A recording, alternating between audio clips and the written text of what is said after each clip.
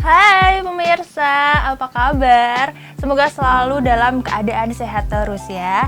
Jumpa lagi bersama Lia Gisti di acara On The Screen.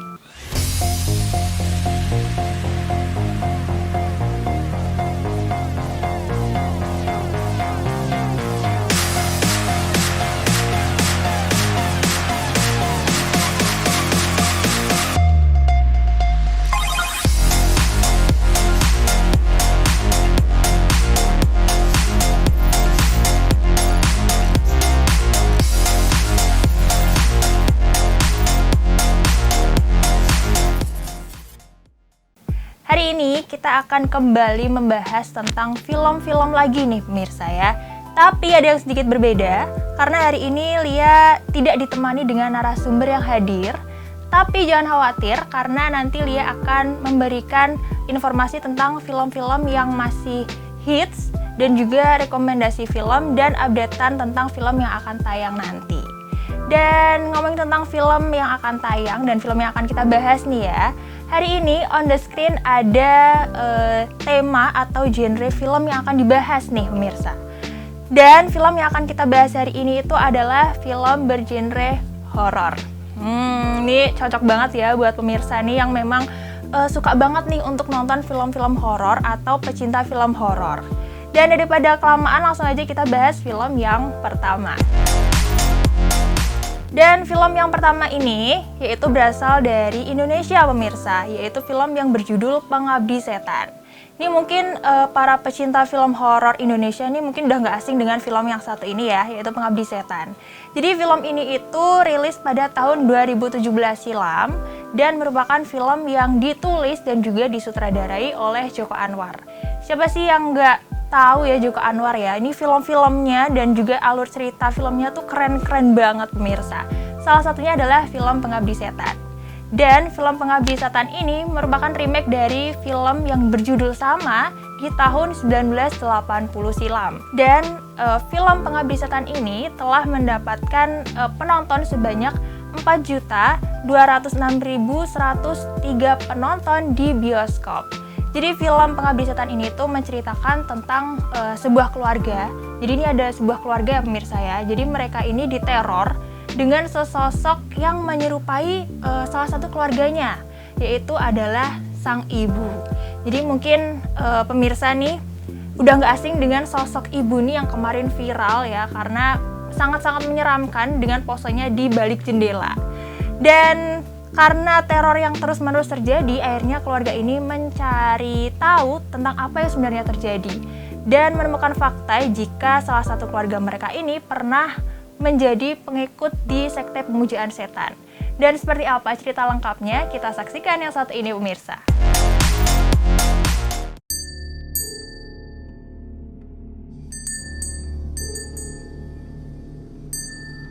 Tony sisirin ya, Bu. Pecinta film horor mungkin sudah tidak asing dengan film yang satu ini, Pengabdi Setan. Film dengan durasi 107 menit ini bermula dari latar belakang film yang menceritakan kisah di tahun 1981.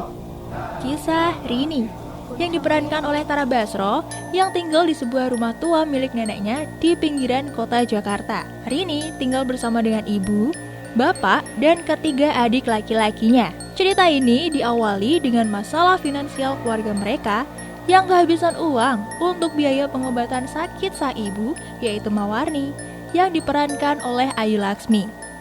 Penyakit yang begitu parah membuat Mawarni tak mampu menggerakkan tubuhnya dan hanya bisa berbaring di tempat tidur. Ia harus membunyikan lonceng untuk memanggil dan meminta bantuan keluarganya. Hal ini membuat keluarga Rini harus melakukan berbagai upaya untuk mendapatkan uang tambahan dan meminta royalti milik sang ibu yang sempat berkarir di dunia tarik suara dengan lagunya yang berjudul Kelam Malam. Sebelum akhirnya jatuh sakit selama 3,5 tahun tanpa diketahui apa penyebabnya. Namun sayangnya, upaya keluarga Rini untuk menyembuhkan sang ibu gagal. Sang ibu ditemukan terjatuh di lantai kamarnya dan menghembuskan nafas terakhirnya. Kematian Mawarni ternyata menjadi awal teror di rumah keluarga mereka. mereka didatangi sosok yang menyerupai sang ibu. Tak lama berselang, Bondi, adik Rini, yang diperankan oleh Nasar Anus, menemukan neneknya yang diperankan oleh Ellie Delutan meninggal di dalam sumur. Rini pun menemukan sebuah surat yang ditujukan untuk Budiman yang diperankan oleh Egy Fedlik. Rini pun pergi bersama Hendra, anak Pak Ustadz yang diperankan oleh Dimas Aditya, untuk mengantarkan surat itu ke sebuah rumah susun tempat tinggal Budiman yang jauh dari rumahnya. Kejadian itu membawa Rini menemukan fakta tentang masa lalu ibunya. Ternyata nih, keluarga mereka pernah melakukan sebuah perjanjian hitam dengan setan dengan mengikuti sebuah sekte pemujaan setan demi mendapatkan keturunan. Setelah mengalami beberapa kejadian menyeramkan, mereka pun memanggil Ustadz untuk meminta bantuan. Pada suatu ketika, Budiman menelpon kepada Hendra untuk berkunjung ke rumahnya. Namun, saat perjalanan pemirsa, Hendra mengalami kecelakaan yang menyebabkannya meninggal dunia. Keluarga Rini pun berencana untuk pindah rumah. Namun, saat mereka sudah siap nih, mobil yang akan mereka tumpangi malah tak kunjung datang hingga malam tiba. Tiba-tiba nih, sekelompok mayat hidup muncul dan berkumpul di depan rumah mereka. Ustadz yang mencoba untuk membantu keluarga Rini ternyata tewas dibunuh oleh para pengabdi setan. Namun untungnya, Budiman akhirnya datang dan berhasil membawa keluarga Rini pergi dari rumah itu. Setahun kemudian, Rini telah tinggal di sebuah rumah susun. Dan di akhir cerita, terlihat tetangga mereka, yaitu Abigail Asmara dan Fahri Albar yang tengah berbincang. Ada apa selanjutnya ya pemirsa? Gimana pemirsa, tadi udah nonton cuplikan dari film Pengabdi Setan ya. Keren banget kan, dan tentunya nih seru dan serem-serem sedep gitulah ya.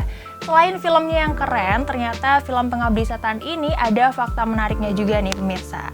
Jadi selain diperankan oleh aktris dan aktor kenamaan Indonesia, film Pengabdi Setan ini merupakan remake dari film Pengabdi Setan di tahun 1980 silam. Dan selama proses syuting nih ya, film Pengabdi Setan ini ternyata tidak menggunakan teknologi CGI, melainkan memilih untuk menggunakan practical effect yang lebih alami. Dan gak cuman itu, latar rumah pada film ini juga menggunakan rumah kosong ya pemirsa ya, yang kabarnya nih beberapa penampakan hantu Belanda berbaju putih ini sering menampakkan diri. Dan tak jarang nih hal-hal mistis ini juga terjadi selama proses syuting pemirsa. Jadi nggak cuman filmnya yang serem ya, tapi proses syutingnya ini juga ada bumbu-bumbu yang ngeri-ngeri gitu. Totalitas dalam pembuatan film ini juga akhirnya mengantarkan film Pengabdi Setan dalam memenangkan beberapa penghargaan di Toronto After Dark Film Festival di Kanada. Keren banget ya pemirsa ya, sampai keluar negeri loh nih filmnya. Dalam kategori Best Horror Film. Dan gak cuman filmnya yang mendapat penghargaan, Joko Anwar selaku penulis dan juga sutradara pada film ini juga mendapatkan penghargaan seperti sutradara terbaik dan juga penulis skenario terbaik. Gimana pemirsa, menarik kan ya filmnya ya? Habis ini Lia akan memberikan film yang gak kalah seru dan juga menarik, so jangan kemana-mana, tetap di On The Screen.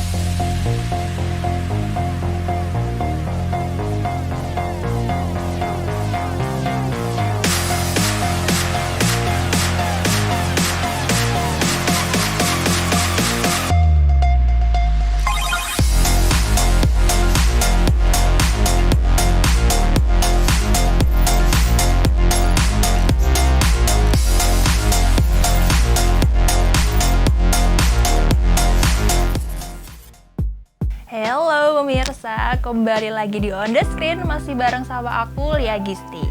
Tadi kan kita sudah bahas film yang berasal dari Indonesia ya, Pengabdi Setan.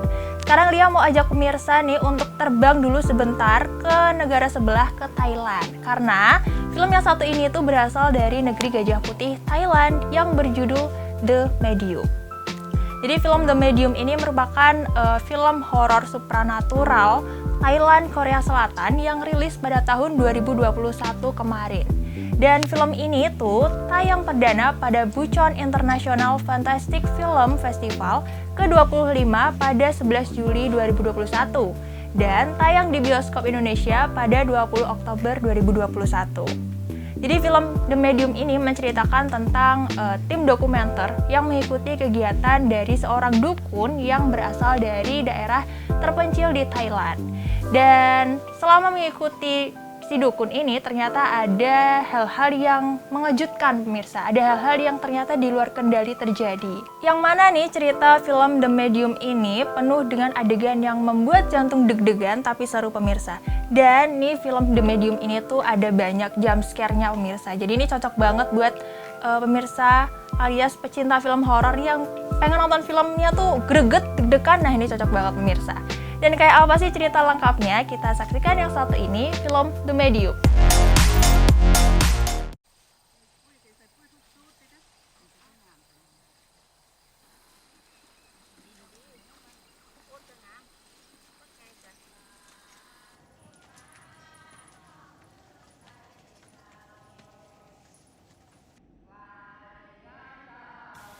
Film The Medium merupakan salah satu film horor Thailand yang wajib nih untuk ditonton. Film ini merupakan film kolaborasi antara dua negara, yaitu Thailand dan Korea Selatan. Film horor berdurasi 131 menit ini berkisah tentang warisan seorang dukun yang merasuki sebuah keluarga di Isan, Thailand. Dengan mengangkat cerita shamanisme, yaitu tradisi spiritual dan penyembuhan yang ditemukan dalam budaya di seluruh dunia. Film ini dibuat layaknya film dokumenter dengan mengikuti kehidupan sehari-hari Nim yang diperankan oleh Sawani Utoma, yaitu seorang dukun yang disegani di daerah Isan, Thailand Utara.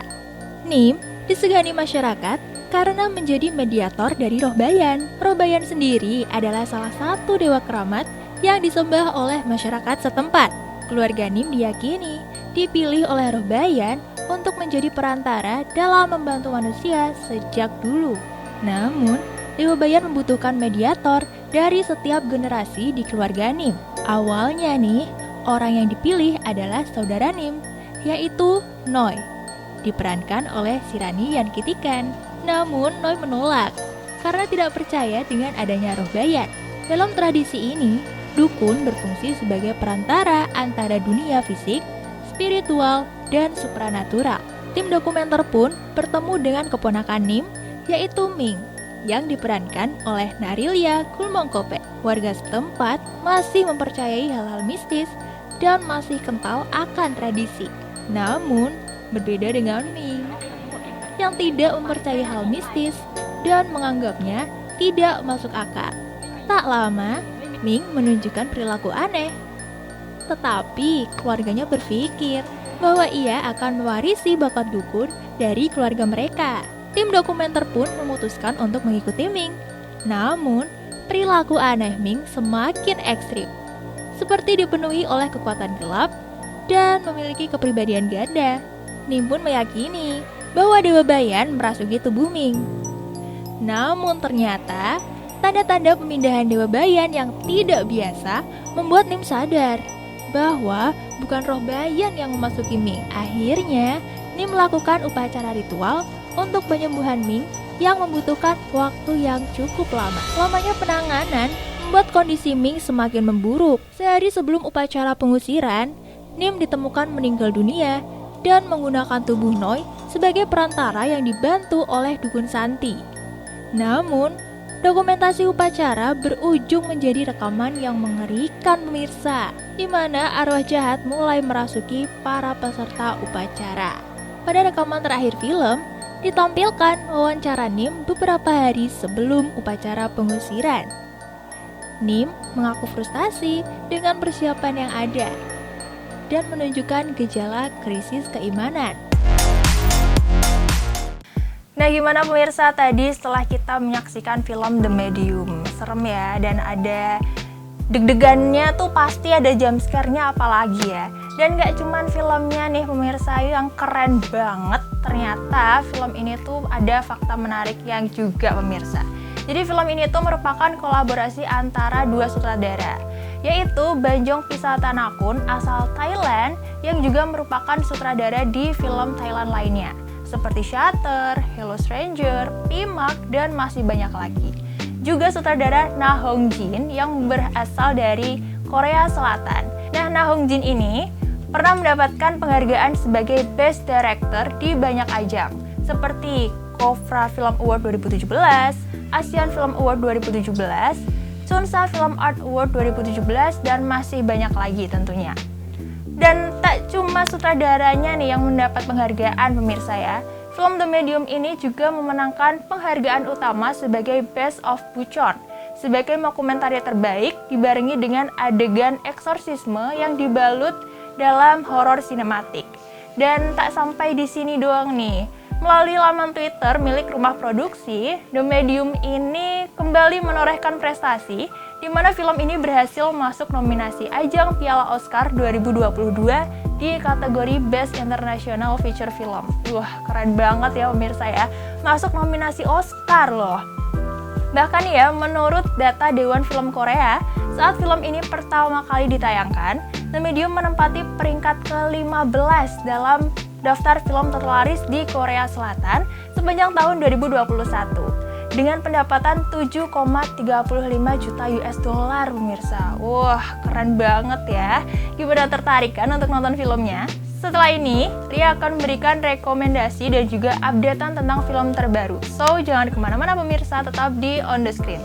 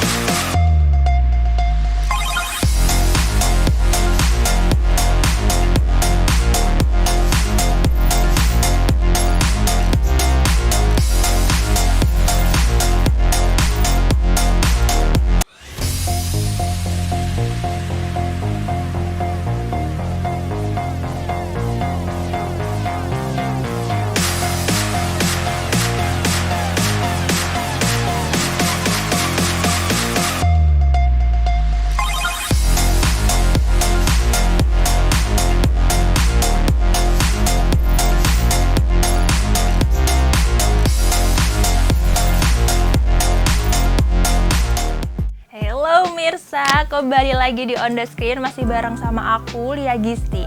Dan hari ini saatnya Lia memberikan rekomendasi film horor ya. Yang ini tuh cocok nih buat pemirsa pecinta film yang pengen nonton film horor tapi takut. Karena rekomendasi film kali ini itu film horor tapi ada sisi komedi dan juga romansnya pemirsa. Jadi ini ya serem-serem tapi masih ada mellow-mellow sosit gimana gitu ya. Dan film yang satu ini itu berjudul Pimak, masih berasal dari negeri Gajah Putih Thailand. Dan film Pimak ini rilis pada 2013 silam dan diadaptasi dari Menak Prakhanong. Kap. Legenda Thai folklore atau mitologi dan kepercayaan tradisional yang masih dipegang oleh masyarakat Thailand nih. Dan biasanya Thai folklore ini memiliki latar belakang regional karena berasal dari pedesaan di Thailand. Jadi film Pimak ini menceritakan tentang sepasang kekasih, ada suami istri, Mak dan Nak ya pemirsa. Ini emang namanya hampir mirip, yang satu pakai M, yang satu pakai N.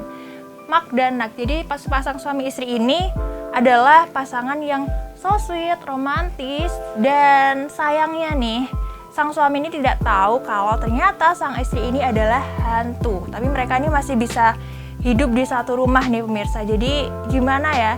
Dan teman-teman si Mak ini itu berusaha untuk menolong Mak untuk bisa dijauhkan dari sang istri.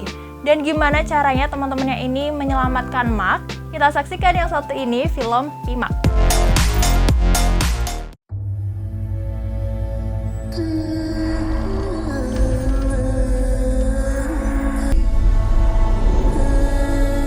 Tôi รู้เปล่า ตอนเขาไปลบอ่ะเขาคิดถึงแต่ตัวเองอ่ะ มึงว่าไอ้มากมันไหวเหรอวะ เขาคิดถึงน้ำแย่เลย แบ๊วเหลือเกิน Film คนไปไหน Tima. หมดวะ Film dengan durasi 115 menit ini merupakan film yang berasal dari negeri Gajah Putih Thailand.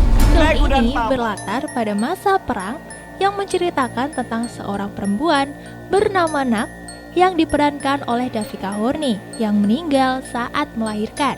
Sementara itu, sang suami yaitu Pimak masih berada di medan perang dan berusaha mati-matian untuk bertahan hidup demi bertemu dengan Nak dan bayinya. Namun, ternyata pemirsa, Nak dan bayinya tidak selamat dan akhirnya menjadi hantu yang bergentayangan di kampungnya. Mak yang diperankan oleh Mario Maurer baru saja pulang dari medan perang dengan 4 kawannya, yaitu Shin, Ter, Puak, dan Ai, yang mana Mak belum mengetahui jika ternyata istrinya sudah meninggal. Sesampainya di kampung, Mak dan teman-temannya bingung karena keadaan kampungnya yang sangat sepi. Sesampainya di rumah, Mak langsung bertemu dengan istrinya yang cantik dan anaknya yang bernama Deng. Mak pun memperkenalkan mereka kepada teman-temannya. Mak juga menawarkan teman-temannya untuk menginap sementara di sebuah rumah milik Bibi Mak yang sudah meninggal. Tak lama berselang, sebuah rumor beredar di desa bahwa Nak telah meninggal bersama bayinya ketika melahirkan. Rumor ini berasal dari Bibi Priak, yaitu pemilik toko minuman keras tempat yang Mak dan teman-temannya datangi ketika mereka pergi ke sebuah pasar. Hal ini membuat teman Mak, yaitu Shin, mulai curiga dengan perkataan Bibi Priak. Tak lama setelah itu, Bibi Priak pun ditemukan meninggal di sungai beberapa hari kemudian. Keempat sahabat Mak pun mulai curiga dan merasakan kejanggalan pada istri Mak. Mereka pun mencari tahu tentang Nak, hingga mereka mulai curiga nih, apakah Mak juga bukanlah manusia?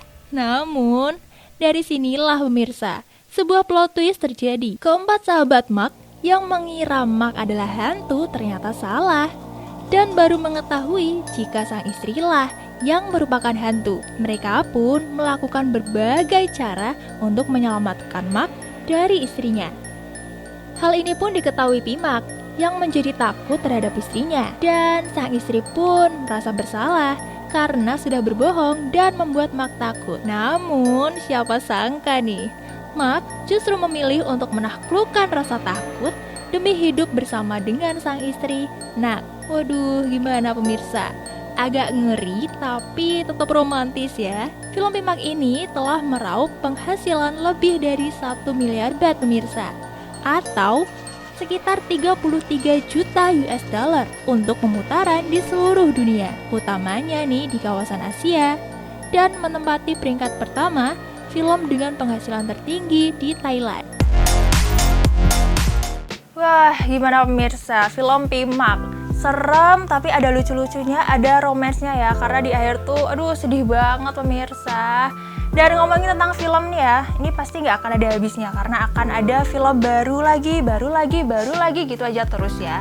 Dan seperti saat ini nih, Lia akan memberikan updatean tentang film terbaru yang akan tayang, yaitu merupakan film sequel dari film yang pertama, yaitu berjudul Pengabdi Setan 2 Komunion. Jadi di film Pengabdi Setan 2 Komunion ini akan menjelaskan kembali atau melengkapi cerita Pengabdi Setan yang pertama, yang mana ceritanya itu belum selesai, dan di akhir film itu menceritakan tentang Abigail dan juga Fahri Albar yang tengah berbincang. Dan rencananya nih, film Pengabdi Setan 2 akan tayang di bioskop pada 4 Agustus mendatang.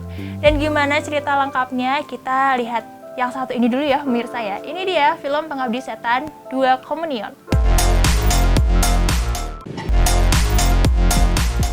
Wah, gimana pemirsa? Seru-seru ya filmnya ya. Tadi dari awal sampai akhir ada film Thailand, film Indonesia. Dah tinggal milih aja nih pemirsa mau nonton yang mana dulu ya. Tapi tetap dimasukin ke list semua ya pemirsa ya. Udah nggak terasa nih, 30 menit Lia sudah menemani pemirsa on the screen. Dan tetap saksikan on the screen hanya di Batik TV. Saya Lia Gisti pamit, terima kasih dan sampai jumpa.